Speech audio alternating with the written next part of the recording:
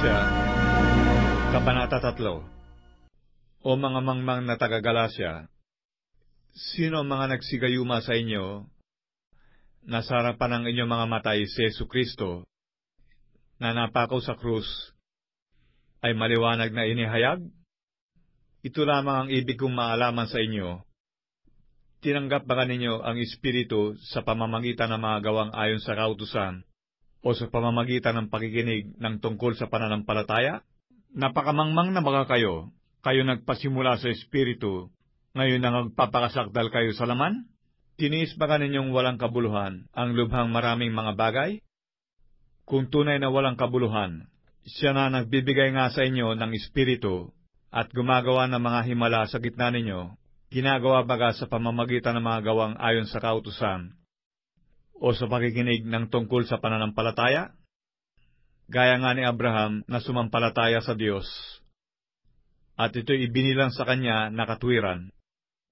Talastasin nga ninyo na ang mga sa pananampalataya, ang mga yaon ay mga anak ni Abraham, at sapagkat ipinakita na ng kasulatan na aariing ganap ng Diyos ang mga hintil sa pamamagitan ng pananampalataya, ay ipinangaral na ng una ang Ebanghelyo kay Abraham na sinasabi, sa inyo ay pagpapalain ang lahat ng mga bansa.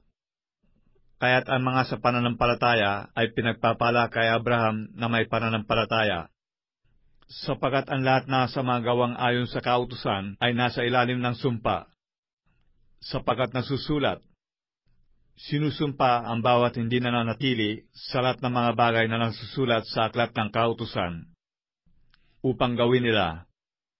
Maliwanag nga na sino man ay hindi inaaring ganap sa kautusan sa harapan ng Diyos, sapagkat ang ganap ay mabubuhay sa pananampalataya, at ang kautusan ay hindi sa pananampalataya, kundi ang gumaganap ng mga yaon ay mabubuhay sa mga yaon. Sa sumpa ng kautusan ay tinubos tayo ni Kristo, na naging sumpa sa ganang atin, sapagkat nasusulat, sinusumpa ang bawat binibitay sa punong kahoy, upang sa mga hintil ay dumating ang pagpapala ni Abraham na kay Kristo Jesus, upang sa pamamagitan ng pananampalataya ay tanggapin natin ang pangako ng Espiritu. Mga kapatid, nagsasalita ako ayon sa kaugalian ng mga tao, bagamat ang pakikipagtipan ay gawa lamang ng tao.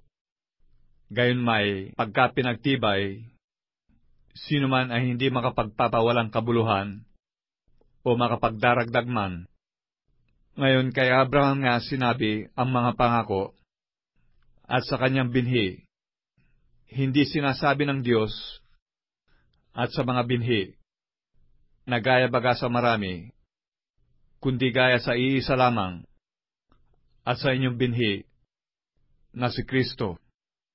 Ito nga ang aking sinasabi, ang isang pakikipagtipang pinagtibay na ng una ng Diyos, ay hindi mapawalang kabuluhan ng kautusan, na sumipot ng makaraan ang 430 taon, anupat upang pawalang kabuluhan ang pangako, sapagkat kung ang mana ay sa pamamagitan ng kautusan, ay hindi na sa pamamagitan ng pangako.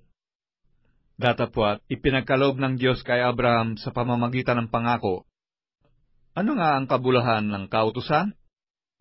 Idinagdag dahil sa mga pagsalangsang, hanggang sa pumarito ang binhi na siyang pinangakuan, at ito'y iniutos sa pamamagitan ng mga anghel sa kamay ng isang tagapamagitan. Ngayon, ang isang tagapamagitan ay hindi tagapamagitan ng iisa, datapwat ang Diyos ay iisa. Ang kautusan nga baga ay laban sa pangako ng Diyos? Huwag nawang mangyari. Sapagkat kung ibinigay sana ang isang kautusan may kapangyarihang magbigay buhay, tunay ngang ang katwiran sana ay naging dahil sa kautusan.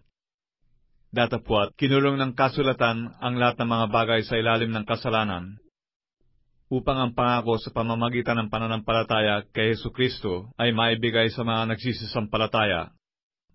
Ngunit bago dumating ang pananampalataya, ay nabibilanggo tayo sa ilalim ng kautusan, na nakukulong tayo hanggang sa pananampalataya ay papahayag pagkatapos.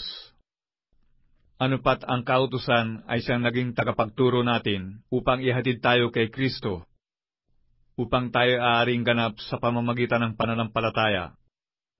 Datapwat, ngayon dumating na ang pananampalataya, ay wala na tayo sa ilalim ng tagapagturo, sapagkat kayong lahat ay mga anak ng Diyos sa pamamagitan ng pananampalataya kay Kristo Jesus. Sapagkat ang lahat na sa inyo ay binautismuhan kay Kristo ay ibinihis si Kristo. Walang magiging Hudyo o Grego man, walang magiging alipin o malaya man, walang magiging lalaki o babae man, sapagkat kayong lahat ay isa kay Kristo Jesus. At kung kayo'y kay Kristo, kayo nga'y mga binhi ni Abraham at takapagmana ayon sa pangako.